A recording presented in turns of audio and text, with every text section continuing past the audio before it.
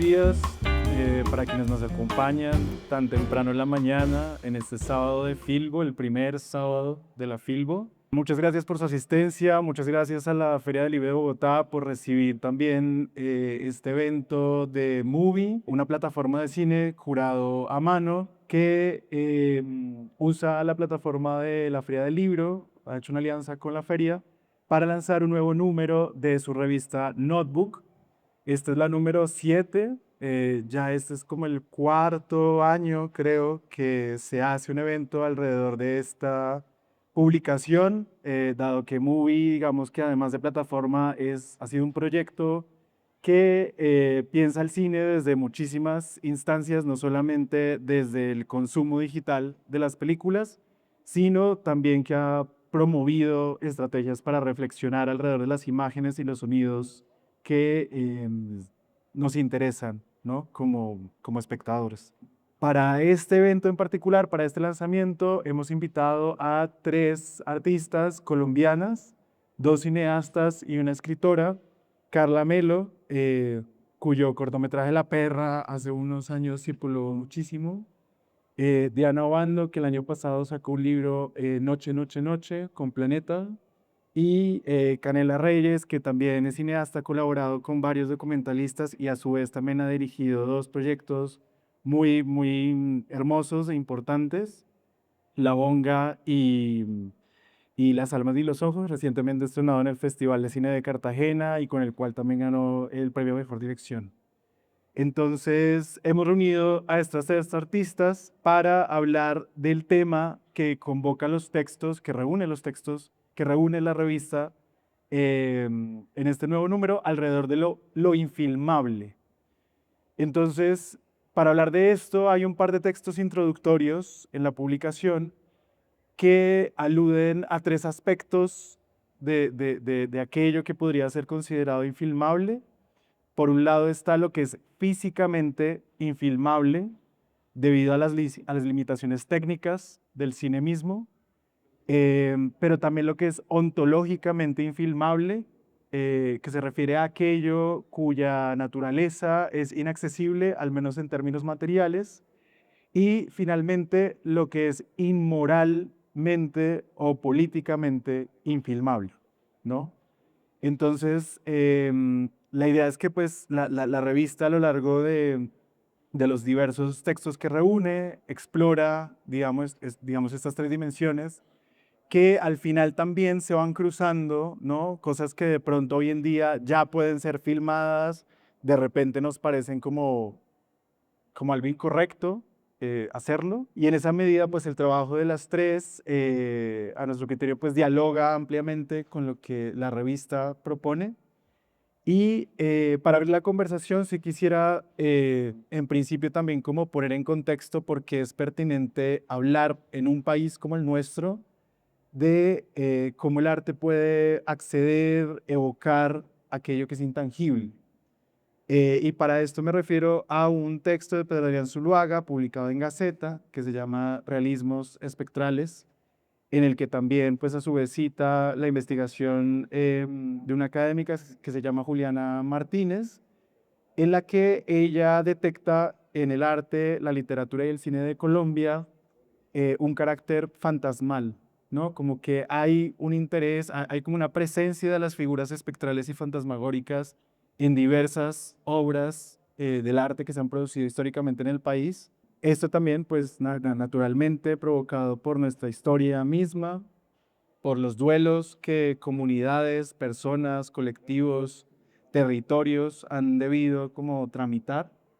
Y en esa medida, pues quisiera preguntarles a ustedes, tanto como artistas como espectadoras y lectoras, si ustedes también podrían estar de acuerdo, sentir que en el arte producido en el país y en el arte que a ustedes mismas les interesa, esa figura del fantasma y el espectro, cuán presente está, ¿no? Cuán importante ha sido para el arte en Colombia y para la historia en Colombia que aparezca y se evoque.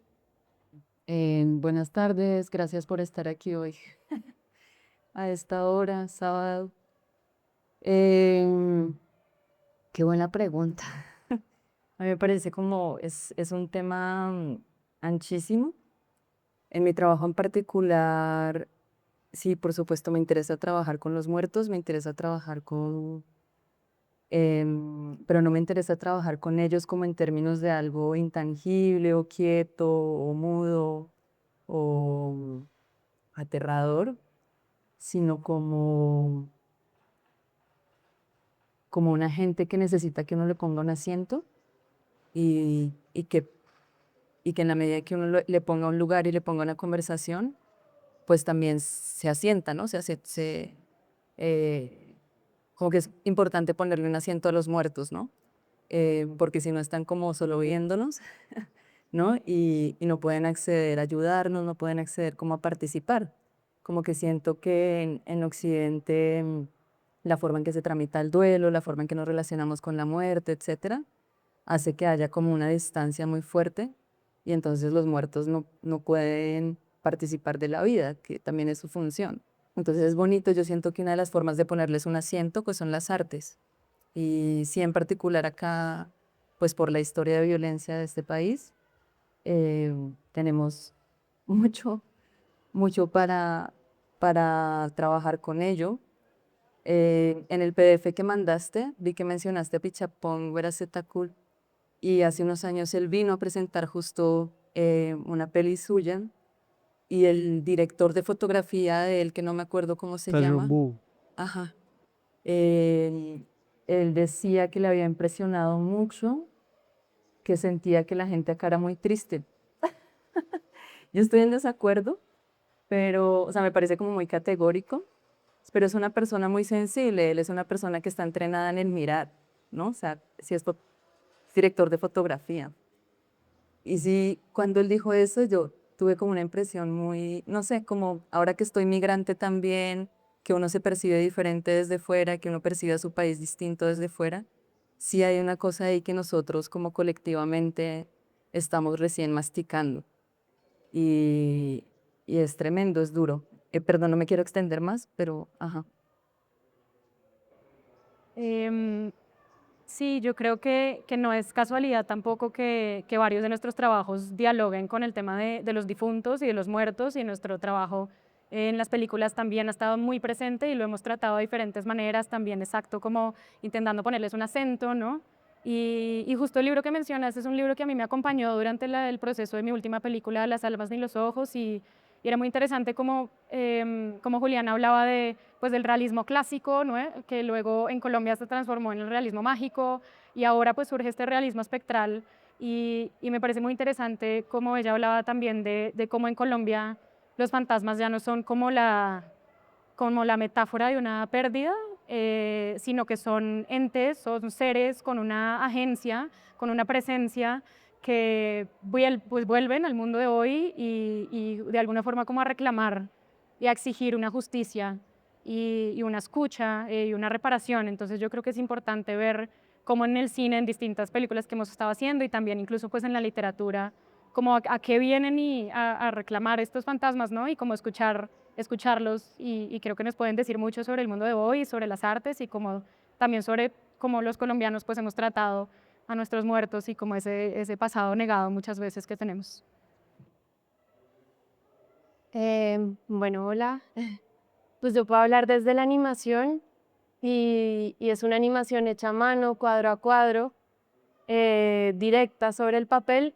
Y yo creo que hay algo muy interesante, como que creo que me he dado cuenta que hay muchas animadoras, mujeres, que pueden hacer cine solas, que pueden como, que no necesitan ni siquiera de una cámara para, como solo se necesita un cuerpo y una superficie, sobre todo hablando del papel, como, y ahí se crea una intimidad o ocurre algo como muy personal y algo muy inesperado y algo desde la sorpresa y el inconsciente, y creo que ahí salen todos estos fantasmas que ocultamos y sobre todo muchos traumas. Y digo, especialmente como mujeres, o yo sí creo que la animación tiene algo muy femenino, no necesariamente hecho solo por mujeres, pero porque no necesita de un equipo enorme, no necesita de equipo, o sea, digo equipo de gente, sino es una cosa muy íntima que ocurre ahí. Y, ay, no sé, como ahorita hablando del silencio, hablamos del silencio, sí, como que era mejor que me quedara callada por mitos, pero no, mentira. Pero sí hay algo como que empieza, como en esos abismos del silencio, en esos, como que empieza a surgir la imagen. Entonces pensaba mucho en la intimidad, en el cine y en la animación, y qué pasa cuando uno está sola confrontándose a la nada, como es un papel de animación. Entonces ahí empieza a salir todo esto que cargamos, sobre todo en silencio, sí, más o menos.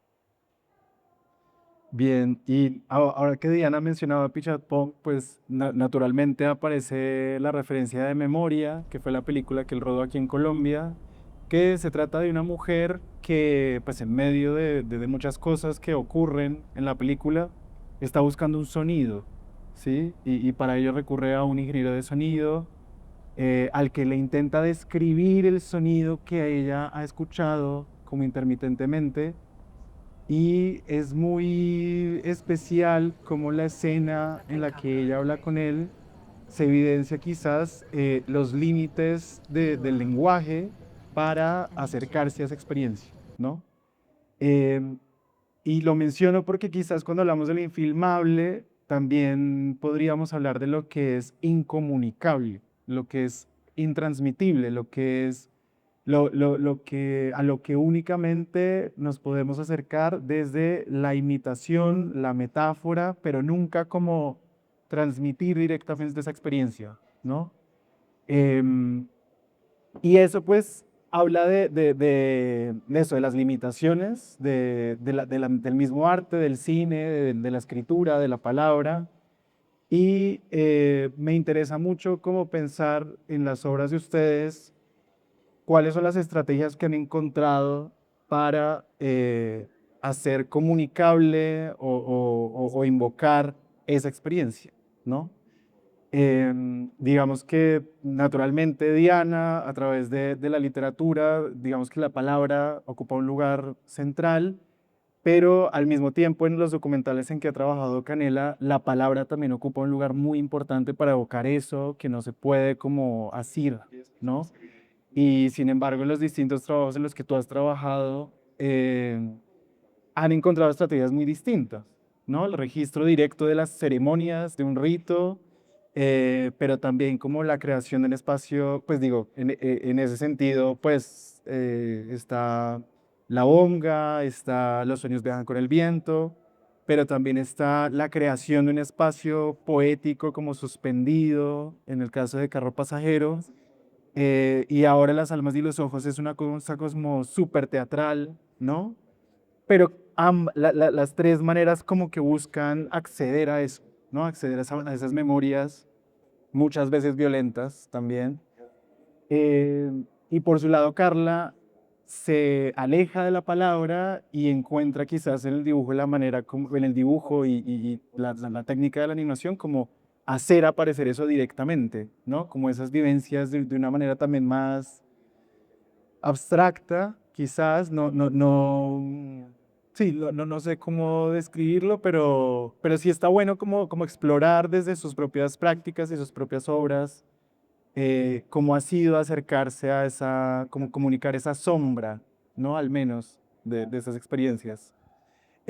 Para eso pues le había pedido a Diana que leyera también un fragmento de Noche, Noche, Noche, que me parece como muy elocuente de cómo transmitir a través de la palabra como una experiencia sensorial, pero si la quieres leer, si no, también, ¿no? Bueno, sobre la pregunta, pienso como dos cosas principales desde mi trabajo, que es con la palabra, porque el trabajo visual es claramente otra cosa, pero me parece muy linda en su respuesta ahorita sobre la intimidad, porque pues está lindo que somos tres mujeres acá sentadas en esta conversación, porque sí siento que es distinto, o sea, que las mujeres en la medida que tenemos un vientre, eh, lidiamos mejor con el vacío y con la incertidumbre. Y al momento de trabajar en lo que sea, con la materia que uno trabaje, sea palabra, sea, no sé, como arcilla o algún medio o la imagen, em, como que nos produce, y esto lo digo como desde mi experiencia, pero como desde la conversación que he tenido con otros creadores y creadoras, como que no necesitamos necesariamente tener una ruta muy trazada o porque podemos atravesar mejor esas aguas inciertas. Y creo que eso también se nota en los resultados de los trabajos que materializamos. Entonces ahí respecto al significado hay como dos cosas, como por un lado hay una cosa y es que se piensa que la palabra es muy fija y eso es muy chistoso, o sea, como que no es así. La palabra no es solo signo, ¿no? O sea, como la semántica en las palabras es muy blanda, ¿no? O sea, en realidad la palabra es como un recipiente al que le cabe un montón de significados, no son significantes vacíos al final. Y en esa medida siento que eso es más claro en la poesía, como la capacidad de la palabra para invocar cualquier, como un volumen muy grande de significados que se completan además en quien lee, pero que también pasa en la narrativa y que también pasa en otros medios. Entonces, como hay algo que solo se completa en el ejercicio de eso llegando a otra persona y hay una bifurcación de sentidos muy grande. Entonces, como que siento que en términos de lo que es nombrable o innombrable, justo la palabra no es como tan fija o tan limitada en el sentido de, como que a mí no me da miedo, ¿sabes? Como ponerle demasiados bordes a las cosas porque la palabra misma no lo va a permitir. Y por otro lado, pienso como respecto a lo que es representable o no, que es más importante sugerir. O sea, justo en eso, porque el sentido se completa con la otra persona que recibe eso. Entonces, por mucho que uno haga un esfuerzo como de ponerle linderos a lo que está presentando, siempre se va a escurrir algo. Entonces, creo que a mí en mi proceso de escritura, para mí es más importante dejar vacíos, o sea, pensar y meditar muy bien los vacíos que voy a dejar, que incluso pensar en el contenido que voy a poner, porque en esos lugares va a descansar la interpretación de la otra persona. Entonces, como sugerí en el epígrafe de Erial, yo puse una historia que es la historia del tigre, es mi interpretación de la historia del tigre que escuché ahí como en voz mayor de la Amazonía. Y es una historia como sobre no comerse. El tigre tiene manchas porque el tigre sabe muchas cosas y cada mancha es una cosa que vio y aprendió. Em, y la historia del tigre es como una enseñanza sobre aprender a acechar, aprender a mirar, pero también aprender a no comerse la cosa completa. Y creo que eso es importante en los procesos creativos, o sea, como no querer decirlo todo es muy importante, dejar espacio, ¿no? Como dejar espacio. Y ya ahorita que hablemos como del tema político, como no comerse a la gente con la que uno está trabajando, ¿sí? O sea, como no, en muchas tradiciones para mirar cosas que no se pueden ver, cosas sutiles, hay que mirar como con el rabillo del ojo. Entonces creo que ese es un acto también importante en el proceso creativo, como mirar de ladito, mirar de soslayo, que es una forma de poder ver lo que no se puede ver, pero además de mirarlo con respeto. Y ya, voy a leer el fragmentito.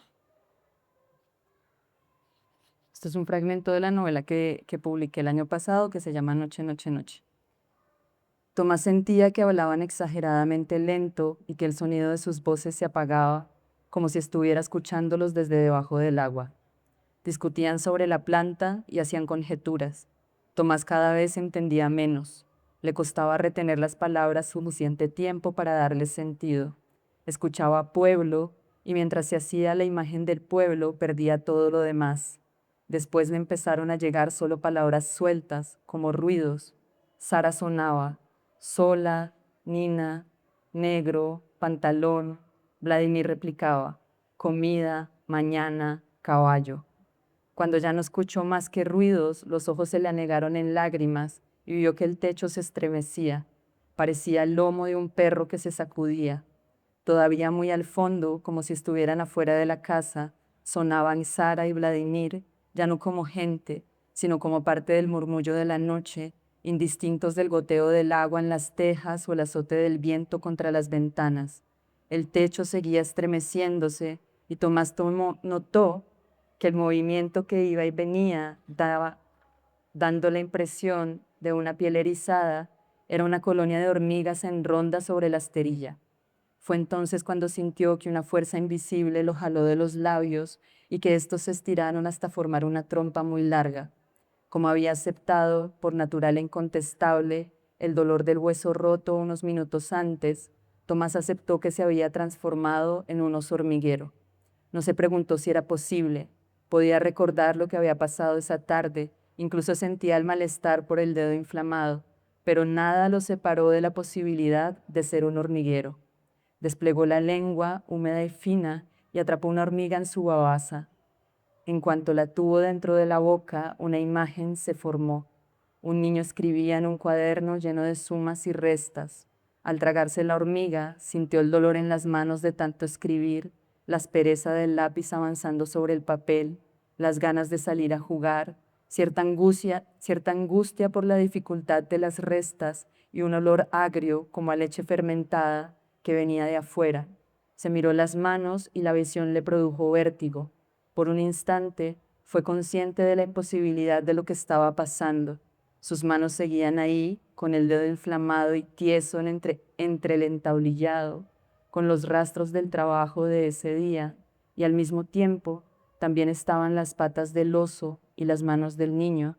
Lo que experimentaba, sin embargo, no tenía las cualidades de un sueño o de una alucinación, que era entonces ese lugar.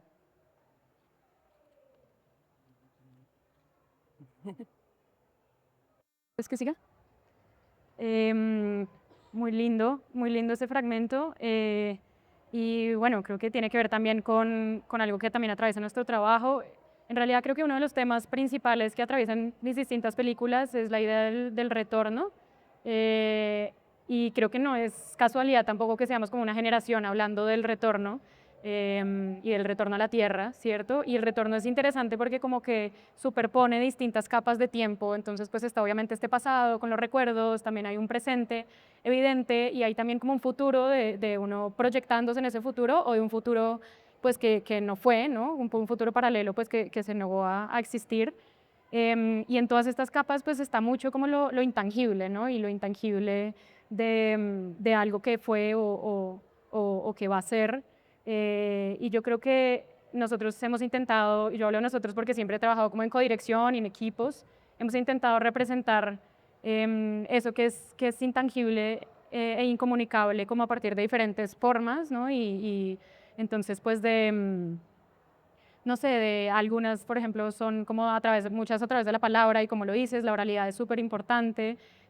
También, por ejemplo, algunas con efectos análogos y filtros para los lentes y demás, pero yo creo que sobre todo ha sido como un trabajo sobre la imaginación y ahí es donde también encuentro la relación con tu trabajo. Y yo creo que la imaginación ha sido clave y ha atravesado todas las formas de cine en las que he estado. También como una forma de ampliar un poco el género, porque siento que, no sé, muchas veces se piensa en la imaginación, incluso la ficción, como algo opuesto al documental, y al hablar, por ejemplo, del cine de no ficción, es como un negar esa ficción, cuando creo yo que es en realidad como de las herramientas más poderosas que puede tener el cine y el cine documental. Y esto lo hemos hecho pues en distintas películas y hay distintos ejemplos, entonces, no sé, en Carro Pasajero, que la mencionabas, por ejemplo, es un trabajo muy largo con las protagonistas de Vallaportete, con las mujeres Wayuu, con quienes hicimos una amistad pues muy preciosa y con quienes hicimos durante 5 años ejercicios como ejercicios de imaginación en las que ellas se imaginaban que estaban hablando con personas de la familia que ya habían muerto y pues muchas de esas conversaciones estaban basadas en conversaciones que habían tenido previamente a través de los sueños. Y a la vez, pues otros de los familiares interpretaban a estos familiares difuntos, ¿no? Entonces era como no solo ver lo invisible, sino también incorporarlo y volverlo, pasarlo a través del cuerpo. Y a la vez, pues todas las conversaciones de ellos con los elementos no humanos, con los muros, con los árboles, hacerle preguntas a ellos era muy especial. Y bueno, en los sueños viajan con el viento, es lindo porque es el abuelo de Inti Jacanamijoy, el director, que él vive en la sierra, pero él siempre ha querido ir a morir a La Guajira y como descansar con los suyos. Entonces la película es como toda una intención de hacer eso realidad a través del cine, ¿no? Como de ficcionar la muerte del abuelo y el segundo entierro Wayuu en La Guajira. Y ahí lo infilmable creo que es como la idea de filmar un deseo, ¿no? Y es lindo cuando el cine a veces se puede hacer realidad, como que el cine a veces produce realidad y el hecho de filmar este deseo de alguna forma también lo vuelve un poquito más tangible, que creo que es interesante. Y bueno, y en La Bonga se trata mucho como de la tierra y creo que lo infilmable en Colombia muchas veces tiene que ver con lo que ha sido borrado y muchas veces pues eso es de una forma violenta, pero aquí acompañamos, por ejemplo, pues es todo un ejercicio de reconstruir un territorio a partir de la oralidad porque es como en la oralidad misma donde la comunidad sigue siendo comunidad, ¿no? Después de ser fragmentada, y acompañamos a los bongueros con sus celulares, que esto también es como un quiebre en esa subjetividad del cine que se permite hoy en día y que es muy chévere, como y ellos van buscando sus recuerdos y van evocándolos y los van viendo, ¿no? Se le aparece la santa, vuelven a, sí, a asistir a una de las clases en su antigua tierra de la que salieron. Y en Las Almas, pues es como un ejercicio de expresionismo. Esto viene del expresionismo alemán, que de alguna forma pues es muy interesante porque todo eso también que es incomunicable y que está dentro se expresa a partir de las actuaciones exageradas y de la teatralidad y del performance, y eso también creo que ha sido muy importante en nuestro trabajo para hablar de justamente de lo infilmado. Sí, yo creo que yo llegué a la animación sin saber qué era animación y fue, justamente era para mi tesis de grado y yo quería filmar un viaje que había hecho como una visita a mi padre después de no verlo por muchos años, y cuando llegué él decidió no hablarme, me declaró el silencio, hablando tanto del silencio. O no, bueno, no tanto.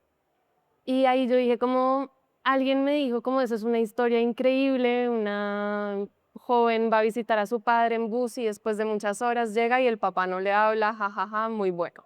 Y yo dije, bueno, eso puede ser una buena tesis de grado, y lo que hice fue que empecé a escribir un cuento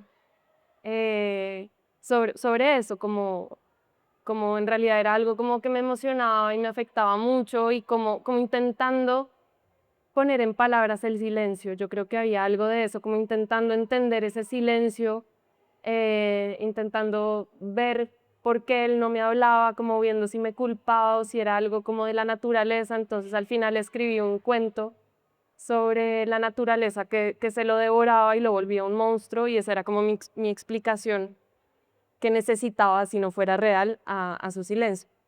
Y después dije, bueno, voy a filmar esto, voy a hacer un documental de esto y yo voy a actuar y él va a actuar, que era obviamente imposible. Y yo estaba entonces haciendo un semestre de animación y empecé a dibujar y me obsesioné con las gallinas, no sé bien por qué. Porque estaba en clases estaba haciendo también artes escénicas y teníamos que hacer una parada, pues o sea, quería lograr hacer una parada de manos, y para entender cómo todo, me estoy yendo muy lejos, pero para entender cómo todo el movimiento, yo empecé a dibujar gallinas haciendo paradas de mano, como con las alas y como exagerando ese cuerpo, y ahí entendí que en la animación, o sea, vale huevo la animación. La animación es solo una herramienta, no es como el fin de las películas como una animación, sino como una herramienta para hablar de cosas o para entender, y ahí entendí que en la animación se puede descomponer el tiempo y el movimiento como para verlo quieto, como para salirse de esa realidad. Entonces en esa obsesión por las gallinas empecé a dibujar las gallinas haciendo paradas de mano, pero también a mi papá como un gallo gallina, como en sus diferentes estados, y a mí como una gallina. Y era un viaje en el río de dos gallinas y al final no se entiende nada, no es narrativo, pero encontré en la animación una forma de sacar algo. Y lo más increíble es que uno tiene solo un papel en blanco. Y repito que hablo de la animación a mano. Y ahí uno dice como, o sea, no existe nada, y la primera vez que existe la animación o ese mundo que viene de la imaginación es en la pantalla, al mismo tiempo que los espectadores y que uno que lo dibujó, porque en el cine imagen real eso ya existió antes y se filmó a través de una cámara, pero entonces hay algo muy increíble que es la sorpresa y lo incontrolable. Entonces, como en la animación nada existe y solo existe la primera vez con la gente, ¿sí? Y eso es demasiado increíble. Entonces yo creo que hay mucho cuerpo, o sea, como mucho pensar desde el cuerpo sin saber, sin las palabras, como yo creo que también por eso tantos animales o no humanos en mis cortos, como de dejar a un lado la palabra, porque igual hay algo muy interno que uno no sabe cómo se ve, pero cuando sale te da un reflejo, y no sé, no significa una explicación o una imagen quieta, como que eso se sigue transformando. Y voy a agarrar algo que dijiste del papel en blanco, o sea, como para pensar también en que muchas veces lo que no se puede filmar está ligado también como a unas condiciones materiales muy precisas, quizás no de la literatura, pero en el cine en particular, las limitaciones o posibilidades económicas de un proyecto pueden permitir o no que una imagen sea realizable.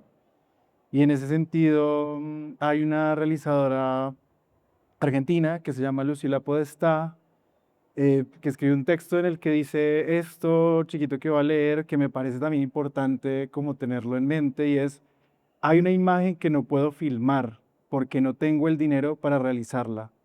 Probé escribir un guión para invocar su aparición.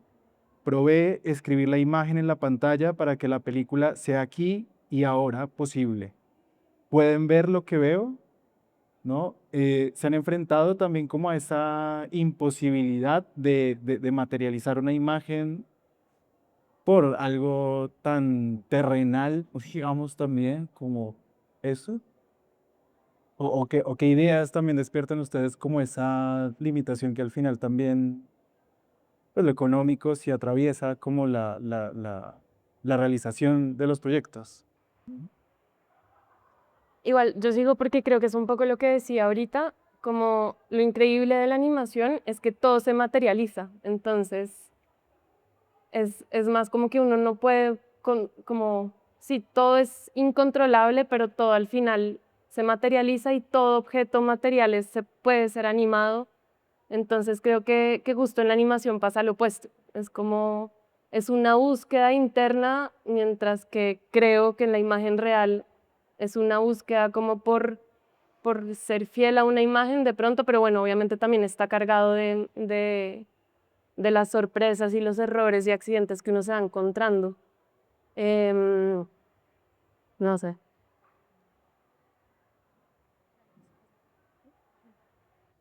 No, yo creo que sí influye, o sea, incluso, o sea, estamos hablando de las condiciones materiales de la gente que crea, sí, o sea, no solo que influye como en lo inmediato, como en las posibilidades. En mi caso, por supuesto, tiene que ver con cuánto tiempo me toma realizar un proyecto. O sea, este libro me tomó 15 años porque soy mamá, tengo 2 hijos, porque decidí tener una vida como más centrada como en mi cotidianidad, etcétera. Y eso pues también tuvo unos costos en términos de tiempo, en términos de los trabajos a los que podía acceder. Entonces sí, obviamente, yo creo que en general, pues las personas que creamos estamos muy precarizadas en el mundo y aquí en particular. Y que eso hace que uno tenga que tomar decisiones sobre su proceso creativo, claro. Exacto, justo eso, o sea, cuánto aliento le va a tomar a uno a desarrollar un proyecto. Y ahí hay, pues hay una pérdida, sí, sí, hay como una sensación de impotencia. em, pero también en términos de luego las decisiones que uno tiene que tomar con respecto a este es el tiempo que tengo, estas son las posibilidades que tengo y este es el libro que puedo hacer en esas condiciones. ¿Sí? Si yo hubiera tenido, no sé, como condiciones de haber tenido residencias, que además es muy duro porque en el medio, al menos en el mío, las residencias están pensadas para cuerpos masculinos que no crían, que no menstruan, que no, nada, ¿no? Entonces uno no puede ir con niños, ¿no? O sea, no hay residencias de escritura donde uno pueda ir con hijos. Eso es muy fuerte, ¿sí? Entonces como que no solo está la situación material de parir, de criar, de puerperio, sino que las condiciones del ecosistema del libro no están pensadas para cuerpos femeninos. Entonces uno ahí tiene que negociar, ¿no? Como con las condiciones que tiene. Y siempre, al menos para mí, hay una sensación de, pues este es el libro que pude hacer con las condiciones materiales que tenía. A lo mejor habría sido otra cosa en otras, pero también como hacer la paz con eso, ¿no? Sí, pues yo creo que en el caso del cine es obviamente muy evidente sí, esta falta un poco de financiación y que también es un arte que tiene que negociar mucho más con una realidad existente, ¿no? Mucho más que la animación o la literatura, en donde pues está esa página en blanco.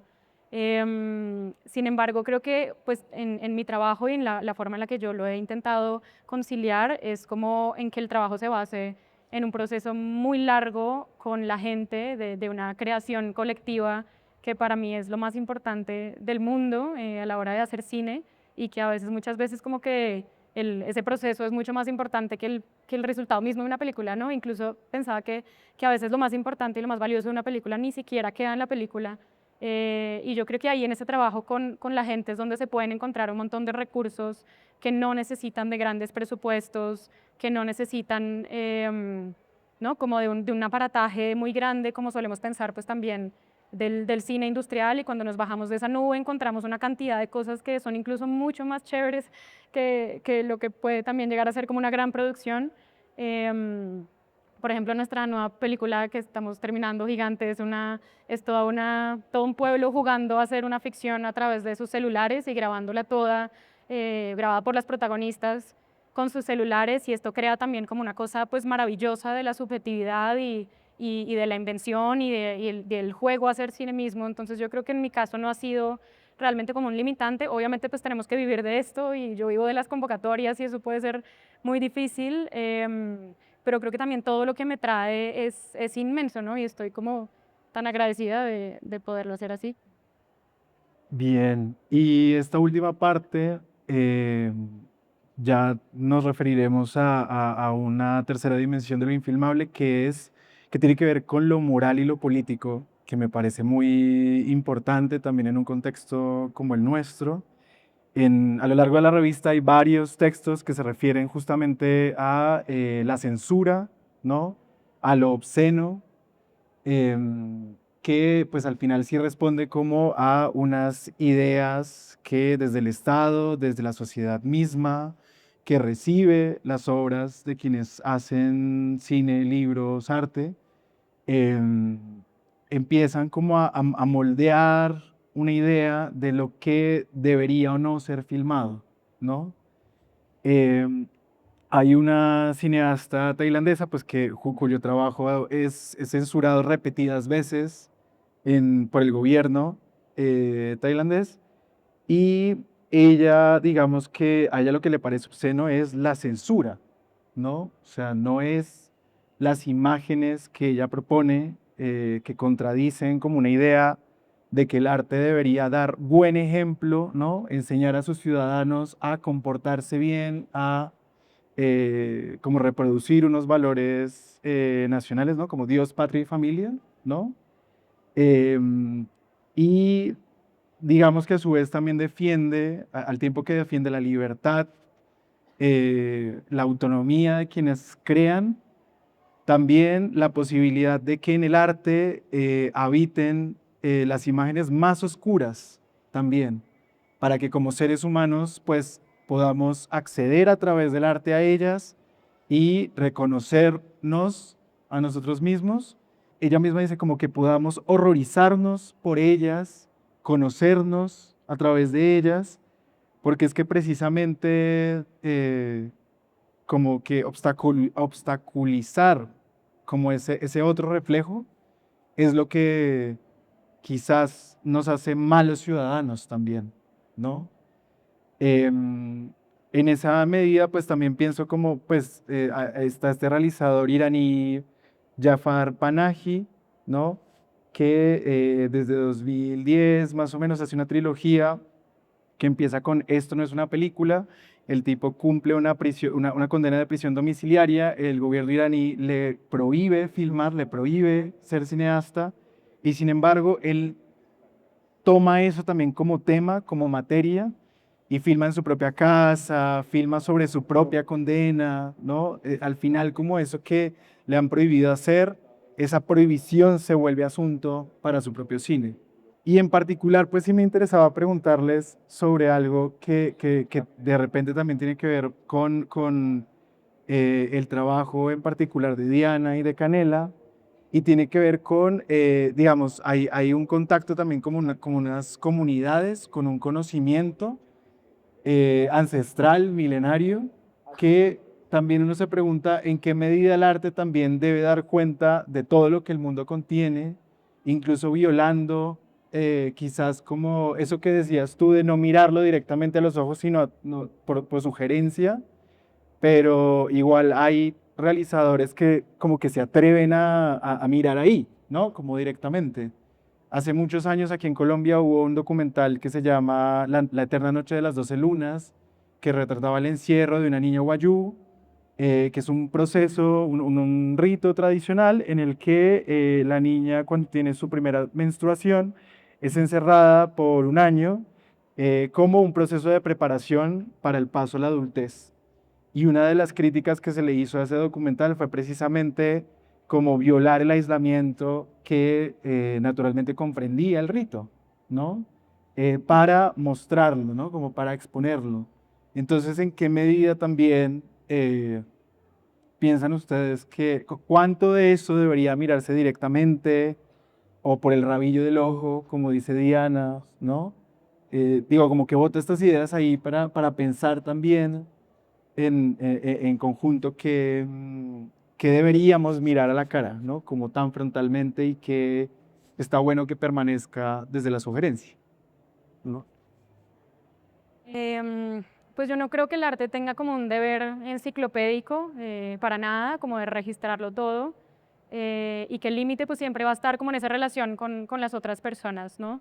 Y creo que hay algo también como a veces en la opacidad y en la no traducción, que también es una forma de respeto. Sin embargo, creo que como que también a veces es muy difícil juzgar sin conocer el proceso y hoy en día como que ese juicio está de entrada, ¿no? A los directores y creo que es muy importante que esté también de entrada, pero pues creo que la pregunta más hecha a los directores hoy en día es ¿quién eres tú para hacer esta película, ¿no? Y eso ha provocado como un auge pues maravilloso de un cine personal y de un cine familiar, que de toda una forma también de trabajar por ejemplo, las traumas familiares, pero tampoco me parece que esa intención debería como invalidar el cine que es producto de un encuentro con otro, ¿no? Entonces creo que la pregunta no es solamente como quién soy yo para hacer esta película, sino como cómo se trata y cómo es ese vínculo que yo estoy creando. Entonces, de alguna forma, sí, como que pienso que, o sea, lo digo porque también creo que ahí lo más importante es cuidar ese proceso y nosotros pues lo que hemos intentado es como intentar desbancar o repensar mucho como esas estructuras jerárquicas y violentas muchas veces del cine documental en Colombia y en el mundo y del cine general y de muchas artes. Y lo digo sobre todo porque también creo que eso que no es filmable como que a veces no está solo como en el objeto, ¿no? Como en ese ritual que no se puede filmar, sino como en las preocupaciones y en las sí, en todo lo que sienten también las personas en específico con las que uno está filmando y también en el caso de Las 12 lunas o otras películas, como que tampoco me parece que uno debería intentar abarcar toda una cultura con una película, ni intentar definir, ni intentar explicar, porque primero pues las culturas son supremamente heterogéneas y segundo pues uno tampoco es nadie como para hacer eso, ¿no? Entonces yo creo que como que esa categoría de lo infilmable, sí, no es una categoría en sí, sino que depende mucho de esas condiciones y de la forma también de que uno trabaje con la gente. Mm, sí, estoy muy de acuerdo. Em, yo voy a empezar por responder la primera pregunta que hiciste, como respecto a pues, esta respuesta sobre que el arte no tiene un deber enciclopédico, me parece así como de las cosas más inteligentes que he escuchado en conversaciones de estos contextos. Sí, yo tampoco creo que el arte tenga un deber. em, y voy a dar una respuesta de politóloga. Yo soy de formación politóloga también. Em, y pensándolo, digamos, en términos, pensándolo con Rancière, que entiende que la política y la estética son ambas regímenes de lo sensible, es decir, como una suerte de procedimientos, de no sé bien qué palabra usar, pero a través de los cuales se trae al ámbito de la polis, o sea, al ámbito de lo común, de lo que nos es común a todos, unas materialidades, unos contenidos, unos asuntos, ¿no? Entonces, tanto la política como la estética son esos regímenes en los que se determina como un límite de lo que es decible, de lo que es visible, de lo que es escuchable, etcétera. Y tanto la política como, y no estoy hablando de la política estatal o de la política de partidos, estoy hablando como de la política de las resistencias, de las luchas, de los movimientos sociales, ¿no? Como de las tensiones además. Y también el arte lo que hacen es tensar esos linderos, esos límites, ¿no? Como hacer que otras cosas que no entraban en ese régimen entren y se vuelvan decibles, visibles, nombrables, etc. Y Jennifer Ponce de León, que es una académica muy pila, lleva esto a un lugar más concreto y lo que ella dice es el arte y en concreto un arte activista, lo que hace es hacer imaginables mundos que el capitalismo tardío y que pues el sistema hegemónico dominante hacen que pensemos como imposibles, ¿sí? Entonces lo cierto es que, porque ahorita hay mucha como esta onda con la que yo me peleo un montón, como de la fabulación especulativa. Y está chévere, o sea, bien, no, tampoco tengo, o sea, como tengo, siento que hay cosas buenas ahí y otras no, pero el asunto es que nos ponen a pensar mundos posibles como siempre postergables, ¿sí? O sea, como si, como si estas soluciones en las que el mundo humano y más que humano se encuentran y cohabitan y ¿no? se juntan en una nueva existencia, fueran solo posibles allá adelante, cuando cierta tecnología, cuando ciertas cosas se resuelvan, como es de la ciencia ficción. Y lo que dice Jennifer Ponce de León es, esos mundos posibles ya existen hoy y ya están vivos y ya están actuando y ya están en marcha. Y lo que hay que hacer es hacerlos visibles, ¿sí? Porque justo lo que las narrativas dominantes hacen es hacerlos pensar como utópicos o como, sí, como una cosa que siempre vamos a tener adelante y nunca acá.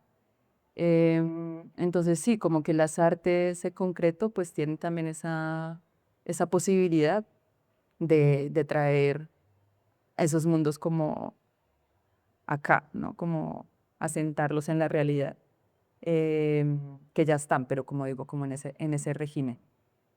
Y respecto, digamos, como al, como a los deberes éticos y políticos que uno tiene cuando camella con estos tipos de conocimientos, de comunidades,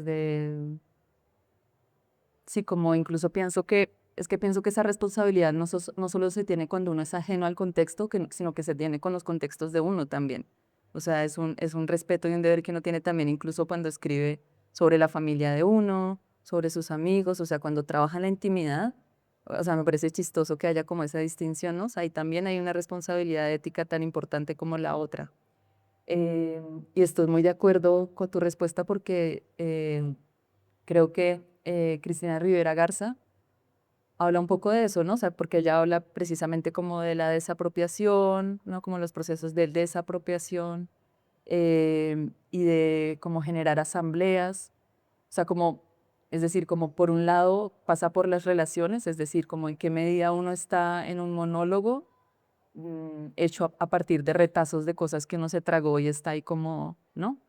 Y en qué medida uno lo que está haciendo es hacer parte de un ecosistema que vendría a ser esa asamblea y, y ese ir y venir de lo que uno produce, con lo que la gente conversa sobre lo que uno ha producido, como ir y volver. Y esa asamblea no siempre es una asamblea de aplausos o no tiene que serlo, ¿no? Es precisamente donde digamos, el valor que tiene lo que uno produce es generar esa conversación, ¿no? Y cómo sostenerla. Y Cristina dice algo muy importante, es como la autorización, si queremos ponerlo en esos términos, para hablar de un tema no viene ni de la genealogía, ni de una correspondencia consanguínea con esos ecosistemas específicos, sino del trabajo, o sea, como de la escritura o de las artes como un trabajo material, que muchas veces no se lo entiende así, o sea, como un trabajo en el sentido estricto de lo mismo que ir a una oficina todos los días o ir a una fábrica, o sea, hay una materialidad de un trabajo ahí.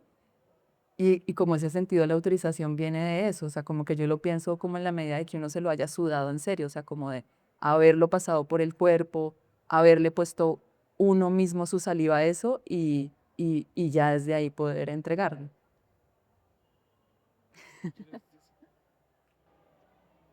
No, me dejaron pensando un montón, como, como que tanto uno filmar, pues, o sea, hacer algo con lo personal, y yo creo que tengo un poquito ese problema con mi próximo proyecto, como que igual, sí, como que viene de una herida y también es muy familiar, pero siempre está la animación, ¿no? Entonces la animación igual como que camufla un poquito todo y todo es ambiguo y creo que esto es bueno, como por ejemplo en La perra es súper ambiguo porque Bueno, primero hay un equipo que atravesó todo eso, entonces no es mi vida, sino es como un montón de universos que se encuentran en un papel de imágenes quietas y lo increíble es que el movimiento ocurre entre una imagen quieta y otra. Entonces es todo lo incontrolable ocurre en eso que no se ve.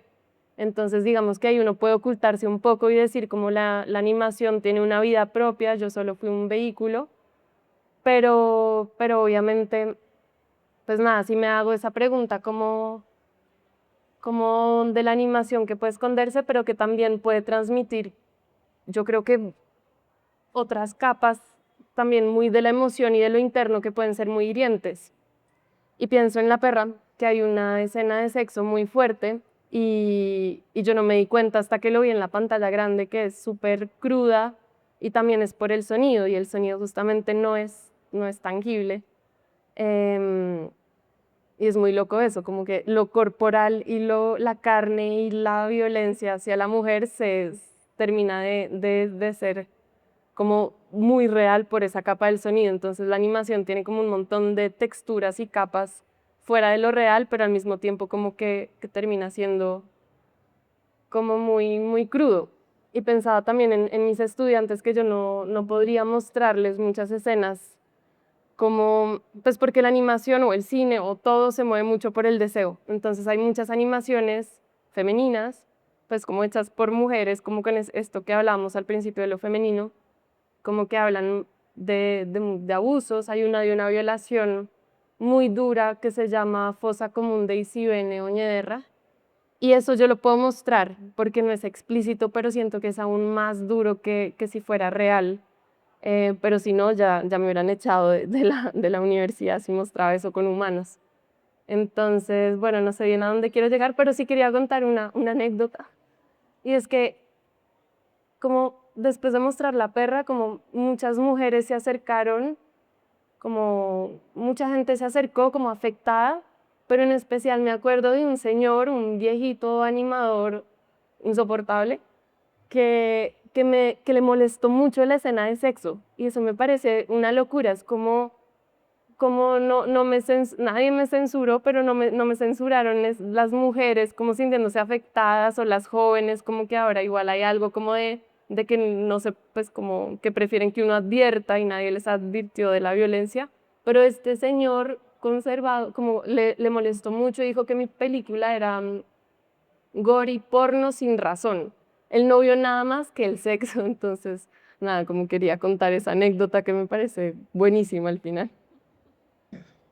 Bueno, nos quedan 2 minutos, entonces para cerrar, quisiera que pues a partir pues, de todo esto que hemos hablado, quizás al público le sugieran, le recomienden o ustedes mismos recuerden una película, un libro, algo que ustedes sientan que pues, pues en relación a lo que hemos hablado, pero me interesa algo que ha dicho Diana y es cómo el arte va expandiendo como los límites, los bordes de eso que es filmable, innombrable, ¿no? De pronto como una obra en la que ustedes sientan como, uy, esto expandió un poco eh, mi noción de lo que se podía filmar, de lo que se podía decir. No sé, me parece chévere como esa categoría de película, pero pueden pensar en otra que sea, que esté más a la mano, pues. A ver, a mí se me ocurre, pues creo que hay muchas, ¿no? Hay muy buenos ejemplos, pero me vino a la cabeza Samsara de Lois Patiño, que se la recomiendo mucho, si no la han visto, ojalá la puedan ver en un cine porque la experiencia es totalmente distinta y es una película preciosa en la que obviamente se transita a través de todos estos temas que hemos hablado y mucho también de ese tránsito infilmable entre la vida y la muerte, pero también como que hay una confianza muy grande en lo invisible y en lo invisible, incluso como en lo que no se ve, y hay un momento en la mitad de la película donde hay una gran sorpresa que pues no se las va a dañar, pero creo que esa sería mi recomendación. Si yo estoy pensando en la poesía, yo hasta hace muy poco empecé a como leer más juiciosamente poesía, que siento que es otro oficio y otra cosa, pero que me parece muy impresionante lo que se puede hacer ahí con nada. Justo tensando el borde de las palabras, o sea, del propio material de la palabra. Y de lo último que leí, me impresionó un montón Olvido García Valdés, Se me olvida en este momento el nombre del libro. Y también Julián Herbert con La parte quemada, se llama ese libro de poesía de él. Sí, siento que la poesía en general es una cosa que vale mucho la pena como para aprender a, sí, como a jalar de las puntas de las cosas. Pues no sé, yo creo que ver animación hecha a mano, bueno, repito, como la Isibel Doñederra, por ejemplo, hay otra que se llama Le Chapeau de Michel Cournoyer, como pero no pensar cómo voy a ver animación, sino como ver el mundo a través de la animación con descomponer el tiempo, pensar la imagen y todo eso, ya voy. Y, y pensaba mucho en La Soufrière, porque estoy en un taller de documental de Herzog, que justamente va a filmar un volcán que va a entrar en erupción y es como lo infilmable, pero sobre todo por la curiosidad, como ahora estamos grabando todo, todo se puede grabar, pero el cine justamente sí tiene un deseo y una cosa como el cine y la literatura, como de ir a buscar, como esa curiosidad que estamos perdiendo y lo que hizo Herzog, como de irse a perseguir a la gente que no quería desalojar la isla en Guadalupe, es como para mí eso es el cine, como esas ganas y esa curiosidad y esa sorpresa y no saber qué va a pasar y jugar con la vida y con la muerte. Bueno, muchísimas gracias Carla, Diana, Canela, a ustedes por asistir esta mañana a este evento de la Filbo. Ojalá disfruten de la feria, de todo lo que tienen para ofrecer todos los días que quedan. Aquí a la salida pues encuentran un stand de notebook por si les interesa pues todos estos temas. Realmente muchos de los textos los abordan de una manera muy inteligente, aguda desde la experiencia. Y nada, pues muchas gracias por su presencia y gracias. Ya.